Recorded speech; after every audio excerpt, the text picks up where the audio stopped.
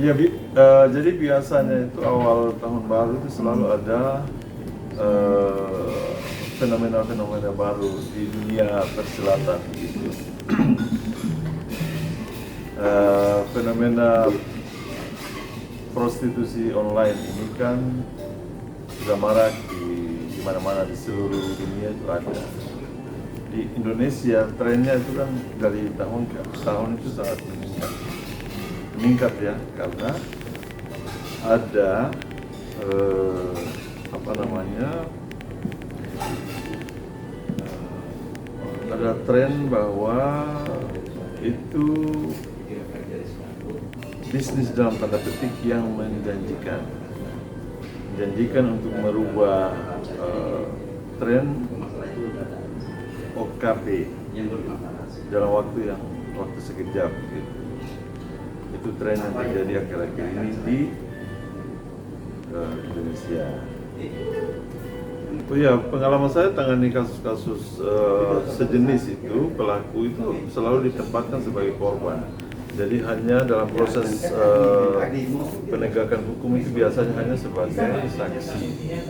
Karena yang dijadikan tersangka adalah perantara atau mucikari, karena dalam pasal 106 KUH pidana itu unsurnya adalah orang yang bertindak sebagai perantara dan yang mendapatkan keuntungan atau menikmati, seperti itu. Jadi kalau penikmat dan pelaku ini di proses hukum, jika penikmat ini istri daripada penikmat itu membuat laporan polisi dengan pasal 284 KUH pidana, yaitu tentang dugaan tindak pidana perzinahan. Kalau pelaku dan penikmat ini dilaporkan, maka mereka akan diproses dan bisa dijadikan tersangka. Tetapi pelaku dan penikmat ini tidak bisa berdiri sendiri untuk ditetapkan sebagai tersangka. Kalau pengalaman selama ini itu kalangan menengah ke atas, nggak mungkin kalangan bawah, misalnya tukang sayur atau tukang Grab atau tukang Gojek misalnya, bukan Grab, tukang Gojek misalnya, itu kan jarang sekali terjadi, dan saya belum pernah melihat atau mendengar bahkan membaca. Tetapi selama ini yang terbanyak itu adalah kelas menengah. Oh iya, jadi itu kebanyakan itu pengalaman dari saya tangani kasus yang baik di Jakarta, Surabaya maupun di tempat lain. Itu sekitar 30%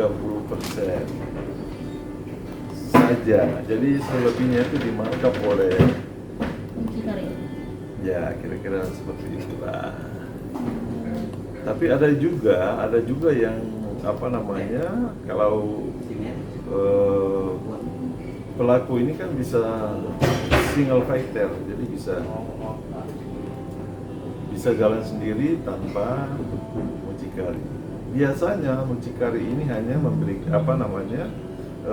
jalan bareng beberapa saat, tetapi selebihnya itu kalau sudah tahu jalan tikusnya, nggak bisa jalan sendiri. Bang.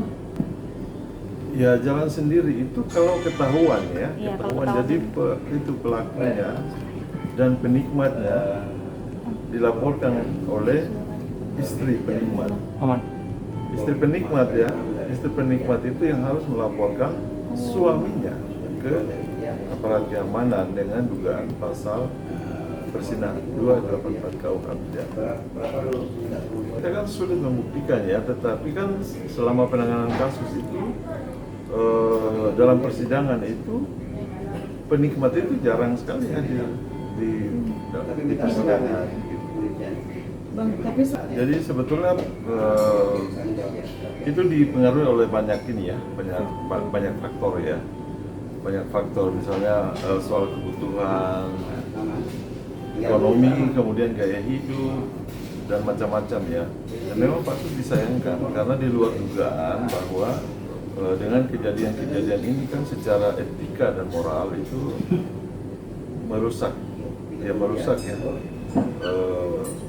citra artis sebagai pekerja seni, karena banyak juga teman-teman kita pekerja seni itu yang memang betul-betul bekerja secara halal gitu ya, banyak. Nah ini kan hanya oknum-oknum saja yang terjerat karena kondisi ya.